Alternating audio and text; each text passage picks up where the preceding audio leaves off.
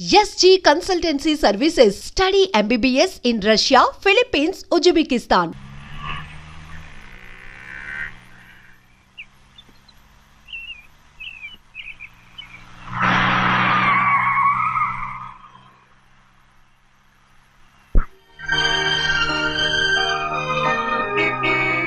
మళ్ళీ ఇంకో కారా?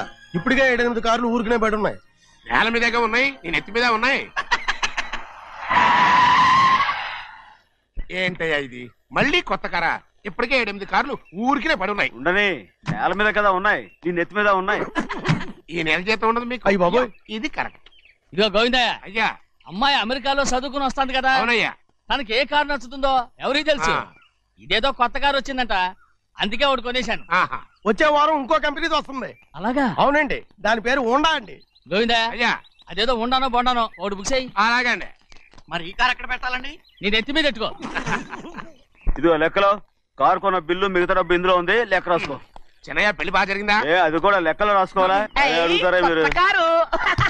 రే బస్సులు పట్టుకుంటారా, బండి రంగు మార్చేస్తాడు. అవునయ్యా, ఎర్రబండి నల్లబండి అయిపోద్ది. ఏంట్రా బసవా చూస్తున్నావు? ఈ కారుకి 8 చక్రాలు కరెక్ట్ గా ఉన్నాయా లేవని చూస్తున్నాను. ఈ కారుకి 8 చక్రాలా? అలా వంగి చూడక్కర్లేదు, నిలబడి చూసినా కనపడతాయి. ఏంట్రా బాగుతున్నావు? బాగటం కాదు, నీకు లెక్కలు బాగా వచ్చు కదా. ఏదో పర్లేదులే. అయితే రాసుకో. ఈ పక్క 2 చక్రాలు ఉన్నాయా? అవును. ఈ పక్క కూడా 2 చక్రాలు ఉన్నాయా? అవును. 2 2 4 అలా చెప్తావు. ఈ పక్క కూడా 2 చక్రాలు ఉన్నాయా? ఉన్నాయి. 4 2 నీ ప్రకారం 6. బాగానే చెప్పావు. ఈ పక్క కూడా 2 చక్రాలు ఉన్నాయా? అవును. 6 2 8. సరిపోయిందా? ఇంకా ఉన్నాయిరా. రేయ్, అందుకేరా నువ్వు నీ జీవితంలో తెలియగలవాడిని నిరూపించుకోలేవు. అయ్యగారిని ఉద్యోగం పర్మనెంట్ చెయ్యరు. నీ జీవితాంతం నువ్వు టెంపరవరీయే. నీకు బోనస్ ఉండదు. ఇదిగో అన్నవరం, మీ అందరికంటే కూడా నేనే తెలివైన వాడిని అనిపించుకొని ఎక్కువ జీతం ఎక్కువ బోనస్ నేనే కనుక తీసుకోకపోతే నా పేరు బస్వయ్య కాదు. ఇది ఇల్లా సత్రమా? అబ్బా నువ్వు ఉండవయ్యా, నేను చెప్తున్నాను కదా. వంటింట్లో ఏమేం చేయాలో ఎంతెంత చేయాలో తెలియక అందరూ ఖాళీగా కూర్చున్నారు. 2 రోజుల నుంచి చిన్న పళ్ళకు రావట్లేదంటగా. వెంటనే డ్రైవర్ పంపించి చిన్న పిలిపించండి. 2 రోజులుగా నువ్వు ఎక్కడికి వెళ్ళావు? సముద్రం ఎలా ఉంటుందో చూద్దామని వైజాగ్ వెళ్ళానండి. వెళ్ళా సముద్రంలో. గోవిందయ్య, అయ్యా ఈ లెక్క చూసి పంపించి. అలాగే అగా. నీకు లెక్క చూసి కదా డబ్బులు ఇవ్వాలి. మరి ముందే అయ్యా అయ్యా అయ్యా అంటూ ముష్టోళ్ళగా చేయి చెప్తావిట్రా. నువ్వు ఎప్పుడు వచ్చావు, నీకు ఎంత ఇవ్వాలి చెప్పు. గుమ్మస్తా మీరా నేనండి. మీకు లెక్కలు తెలియకపోతే వెళ్ళి చిన్నయ్య గారిని అడగండి. ఏంట్రా డబ్బా ఇస్తున్నావా? నన్ను ఉద్యోగం అనేది వెళ్ళిపోమన్నారు కదా. అంటే ఏడుస్తావిట్రా. ఎక్కడికి వెళ్ళాలో ఎలా బతకాలో తెలియక ఏడుస్తుంటా. సరే సరే సరే ఏడో ఒక. ఇప్పుడు మా ఇల్లు చూసుకోవడానికి ఎవరు లేరురా. నా కూతురు కూడా ఇక్కడే పని చేస్తుంది. మరి నువ్వు మా ఇల్లు జాగ్రత్తగా చూసుకుంటావా? అలాగేనండి. ఈ ఉద్యోగం పర్మనెంట్ కదండి? అది నీ నరకం మీద ఆధారపడి ఉంటుంది. అంతే కదా. తప్పకండి. ఎలా ఉంది? నరాలు తగినట్టు నడుస్తున్నావు. బాలేదా? ఇంకోటి నడుస్తాను. ఎలా? ఏంటి నాన్న బాగా ఆకలాతుందా? అవునమ్మా, ఇడ్లీ దమ్మని ఆ బస్సు గాని పంపించి 2 గంటలైంది. అప్పటికి ఆలస్యం అవుతామని నా బండి కూడా ఇచ్చి పంపించా. వచ్చేసా. సంతోషించాం. ఏంట్రా ఇంత ఆలస్యంగా చచ్చావు? మరి దీన్ని నడిపించకరావద్దేంటి? అదే నేనైతే లగెత్తుకెళ్ళి లగెత్తుకు వచ్చేసేవాడిని. అంటే ఈ బండి నడపడం నీ చేత కదా? మరి ఎందుకు చేసుకెళ్ళట్టు? ఏమో మీరు తీసుకెళ్ళమన్నారు, కర్మ తీసుకెళ్ళాను. కర్మ. సర్లే, ఆకలి చచ్చేట్టుగా ఉన్నా. ఇడ్లీలు ఎక్కడా? అదిగో మూటలో వచ్చేస్తున్నాయి. నోట్లో ఇడ్లీలు రావటం ఏంట్రా? రే ఈయన నంబర్లే గానీ మూట దింపి ఇప్పి చూపించండి. అట్టగానండి. ఇన్ని ఇడ్లీలు తెచ్చావిడ్రా? మరి 494 రూపాయలకు ఆ మాత్రం ఇడ్లీలు రావేంటి? 494 రూపాయలకి ఇడ్లీలా? మరి అదే చెప్పడమేమో చెప్పేస్తారు, ఆ తర్వాత మర్చిపోతారు. మరి నాగమణి. నాగమణి ఏంటండి? ఏంటంట? అప్పుడు మీ నాన్న నాతో ఏం చెప్పాడు? ఉండండి ఆలోచించుకుని చెప్తాను. ఏంటమ్మా ఫ్లాష్ బ్యాక్ వెళ్తున్నావా? అవును. ఆకలి వేస్తుందిరా. రామస్వామి హోటల్కి వెళ్ళి కాస్త తెచ్చిపెట్టు. నాకు కూడా ఆకలిస్తుందండి. నువ్వు ఏదైనా తిని నాకు మాత్రం ఒట్టి ఇడ్లీ పడరా. ఇదిగో ఈ నోటు ఎంతో తెలుసా? నేనేమన్నా తెలివి తక్కువ అనుకున్నారా? 500 నోటు. అబ్బా నువ్వే దీన్ని అచ్చుకుతున్నట్టుగా మాట్లాడుతున్నావే. చాలా ఆకలి వేస్తున్నాయి. బండేసుకెళ్ళి తొందర తీసినప్పా. ఇదండి జరిగింది. చిల్లర లేదు కదా అని 500 రూపాయలు నోటు ఇచ్చి పంపిస్తే మొత్తం ఇడ్లీలు పట్టుకొస్తా ఉంటా. నీ నోట్స్ చెప్పు. ఆకలి వేసేస్తున్నామ్మా. చట్నీ సాంబార్ ఇదిరా ఇచ్చాడండి. ఇది నేనే వద్దన్నానండి. ఎందుకని? మరి అదే మళ్ళీ మర్చిపోయారు. నాగమణి మీ నాన్న నాతో ఏం చెప్పాడు? అయ్యో అయ్యో చట్నీ సాంబార్లని ఎన్నిసార్లు ఫ్లాష్ బ్యాక్ వెళ్తారా? ఏదైనా తిని నాకు మాత్రం ఉట్టి ఇడ్లీ పడరా. ఇదిగో ఆయనకు అర్థమయ్యట్టు మళ్ళీ చెప్పు. నాకు మాత్రం ఒట్టి ఇడ్లీ పడరా. అయ్యో నువ్వు నాకు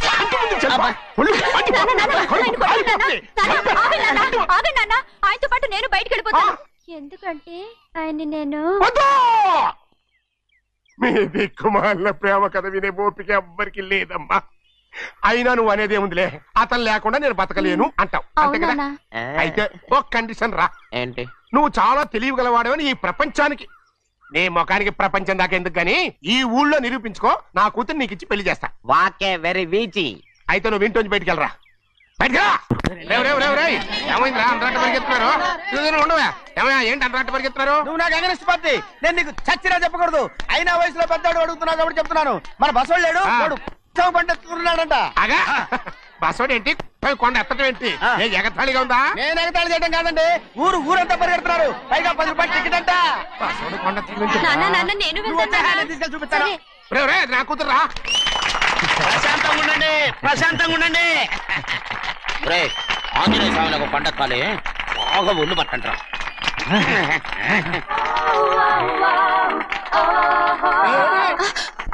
ఆడ కొండనెత్తిపోతే నిన్నెత్తిపోతాడు. ఊరుకోండి కుమస్తా గారు, ఆడికి ఆ కొండనెత్తడం ఈజీ, దీన్ని కష్టం. వయసులో ఉన్న ఆడపిల్లని చూస్తే చాలు తలనేరిసినోడికి కూడా జోకులు వస్తాయి.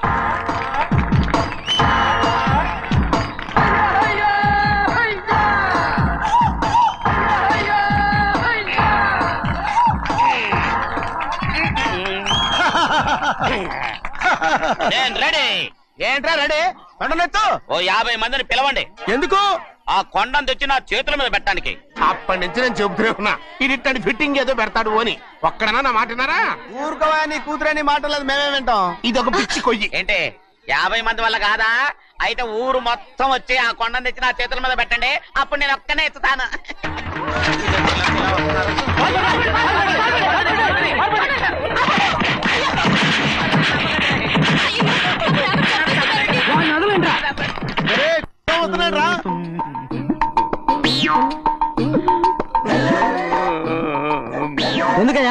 ఎందుకయ్యా అమాయకుని పట్టుకుని అందరూ చిత్త కొడుతున్నారు? అమాయకుడా? వీడా? అవును. స్వామి స్వామి, మా వారిని రక్షించినందుకు చాలా థ్యాంక్స్ అండి. ఇలారా, ఏ స్కూల్లో చదువుతున్నారా? Co education. అదే కరెక్ట్. Correct correct correct. ఇటు ఇప్పుడు మాట్లాడు. నీ కూతుర్ని ఇతనికి ఇచ్చి చెయ్యాలి అంటే ఇతను తెలివైన వాడని నిరూపించుకోమన్నారుగా. అవును. ఇప్పుడు నేను చెప్తున్నాను, ఇక్కడున్న మీ అందరికంటే ఇతనే తెలివైన. ఆంజనేయుడు తప్ప ఆ కొండను ఎవరైనా ఎత్తగలరా? చేయలేని దాన్ని చేయగలనని చెప్పి మీ అందరిని నమ్మించి ఇక్కడ తీసుకొచ్చాడే, ఇతను తెలివైనడు కదంటారా? ఇది తీవ్రంగా ఆలోచించవలసిన విషయం. కరెక్ట్. ఒక తెలివైన వాడే ఎదుటి వాళ్ళని తెలివి తక్కువ వాళ్ళని చేయగలడు. He is very bright. ఇప్పుడైనా ఒప్పుకుంటారా? ఒప్పుకున్నట్టే గుండె మీద చేసుకున్నాడు కనుక. స్వామీజీ స్వామీజీ, మీ ఆశీర్వాదం ఉంటే వచ్చే వారం నేను నీళ్ల మీద నడుస్తాను, ఆపై వచ్చే వారం భూమి మీద ఈదుతాను. అలాగా? ఏది నీళ్ళల్లో నడు చూద్దాం. ఇక్కడ నీళ్లు లేవే. నువ్వు నీళ్లలో నడుస్తావో నేల మీద ఎత్తావో నాకు అనవసరం. నా కూతురుతో నువ్వు సరిగ్గా నడుచుకుంటావా లేదా? స్వామీజీ చెప్తే నడుచుకుంటాను. స్వామిలాగా మాత్రం నడవకు. ఈ జన్మలో చస్తే నీకు పెళ్ళి అవుతుంది. చేతులు కలపచ్చుగా, భజన వాయించండి. వెళ్ళొస్తాను. ఏంట్రా? అది నా పెళ్ళం చెయ్యి. ఓ సారీ, నా చేతి కర్ర అనుకున్నాను. స్వామీజీ అంటే వీడు కర్రను వదిలేసి కన్నీ ఎత్తుకెళ్తున్నాడు. రండి. అయ్యయ్యో, నా కాళ్ళు చేతులు ఆటం లేదే. మీరెందుకు వచ్చారయ్య గారు? కబురు పెడితే నేనే వచ్చేదాన్నిగా. కూర్చోండి అయ్యా, కూర్చోండి. చిన్నయ్య టౌన్కి వెళ్ళాడు, ఏదో కొట్లో పని చేస్తున్నాడు. దాన్ని ఎవడు మర్చగలడు? నేనేం వాడిని చూడటానికి రాలేదు, నిన్ను చూడటానికి వచ్చాను. అవును, వారం వారం డబ్బుల కోసం వచ్చేదానివి 2 వారాలుగా ఎందుకు రాలేదు? అయినా నా బాధ్యత నేను చెయ్యాలిగా. ఇదిగో తీసుకో. డబ్బొద్దండి. నీ మనవడిని నేను ఇంట్లోంచి తరిమేశాను వద్దంటున్నావా? ఇది నీ మనవడి కోసం కాదు, నీ కొడుకు కోసం నేను చెయ్యాల్సిన బాధ్యత. ఆనాడు ఊరంతా నా బిడ్డ తప్పు చేశాడన్నా, మీ మనసుకి మాత్రం తప్పు చేశాడనిపించలేదు. ఈ రోజు నా మనవడు కూడా ఏ తప్పు చేయలేదు. ఆ విషయం మీరు తెలుసుకుని వాణ్ణి ఏ రోజు పనిలోకి రమ్మంటారో ఆ రోజే డబ్బు తీసుకుంటాను. నీ మనవడు చేసింది నేను కళ్ళారా చూశాను. దాని గురించి మాట్లాడాలంటే నాకే అసహ్యంగా ఉంది. డబ్బు తీసుకుంటావా లేదా? వద్దు బాబు. ఈ రోషమన్నాలో నేను చూస్తాను.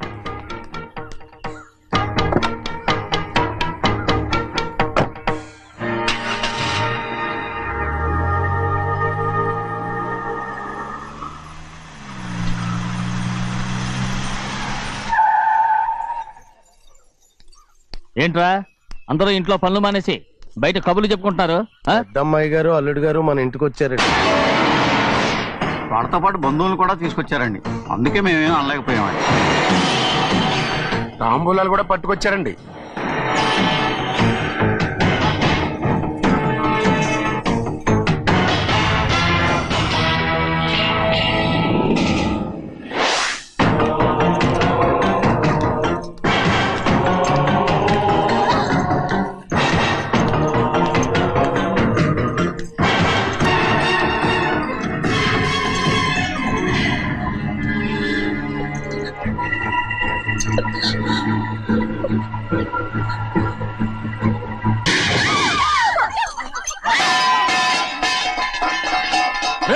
అయ్యా 15 ఏళ్ళైంది బంధాలు తెగిపోయి. ఎంత ధైర్యం ఉంటే మళ్ళీ ఈ ఇంట్లో అడుగు పెడతారు? ఎవరు రాయి గాడిదల్ని లోపల రానిచ్చింది? ముందు వీళ్ళందరినీ మెడబెట్టి బయటికి గెట్టేయండి. నేనే వాళ్ళని రమ్మన్నాను. ఎందుకు రమ్మన్నావు? నా పెళ్లి గురించి మాట్లాడడానికి. నీ పెళ్లి గురించి మాట్లాడటానికి వాళ్ళెవరు? నా తోడ పుట్టింది మీ కన్న కూతురు. దాని మెడలో తాళి పండే రోజునే ఆ వర్షం మారిపోయింది. తాళి కట్టించుకుని వేరే ఇంటికి వెళ్ళినంత మాత్రాన మీ కూతురు కాకుండా పోతుందా? ఈ విత్తనవాదం వద్దు. రమ్మని చెప్పి నువ్వే వాళ్ళని పంపని చెప్పు. అంత కాని పని మేమేం చేశాం బావా? ఇంకోసారి బాగా అంటే మర్యాద తక్కదు. మీ చిన్న కూతురు పరుగు పోయినప్పుడు ఏమైందో ఈ మర్యాద? అది నా సొంత విషయం రా. నాకు సొంత విషయమే. ఏంటా నీ సొంత విషయం? అక్కడ నిలబడిందే అది నా అక్క కూతురు. చేసుకునే హక్కు నాకుంది. అందుకే పిల్లని అడగడానికి వచ్చాం. చెప్పు తీసుకొడతాను. మీ అక్క పోయిన రోజునే ఆ బంధాలు తెగిపోయాయి. నా కూతుర్ని ఎవరికి కట్టబెట్టాలో నాకు బాగా తెలుసు. కానీ నా పెళ్లికి నా ఇష్టం కూడా ఉండాలి నాన్న. ఓహో, వీడిని ఇష్టపడ్డావన్నమాట పెళ్లి చేసుకోవటానికి? కాదు, తల్లి ప్రేమకి ఎలాగో నోచుకోలేకపోయాను. అట్లీస్ట్ ఆ ఇంటికి కోడలుగా వెళ్ళి అక్కలోనైనా అమ్మని చూసుకుందామని ఆశపడ్డాను. నీ ఆశ నే బతుకున్నంత కాలం తీరదు. ఎందుకు తీరదు? నా పెళ్లికి మీ అనుమతి అవసరం లేదు. నేనిప్పుడు మేజర్ని. ఎవరితో మాట్లాడుతున్నావే? ఆయన మనకు జన్మనిచ్చిన తండ్రే. ఆయనకిష్టం లేకుండా నీ పెళ్లి జరిగిపోతుంది అనుకుంటున్నావా? నువ్వు మేజర్ని అంటున్నావే. ఇంతవరకు నిన్ను చదివించి పెద్దదాన్ని చేసింది ఎవరు? విదేశాల్లో చదివినంత మాత్రాన నోటికొచ్చినట్టు మాట్లాడతావా?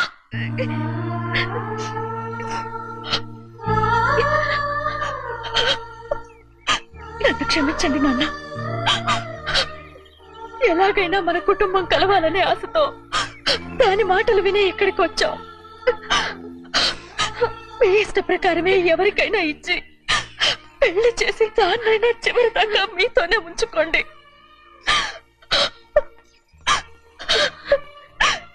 వెళ్ళొస్తానన్నా. ఎందుకు వదినా వెళ్ళొస్తామని చెప్తున్నావు? ఈ జన్మలో ఇక్కడికి రాలేమని తేలిపోయింది కదా. వెళ్తామని చెప్పు.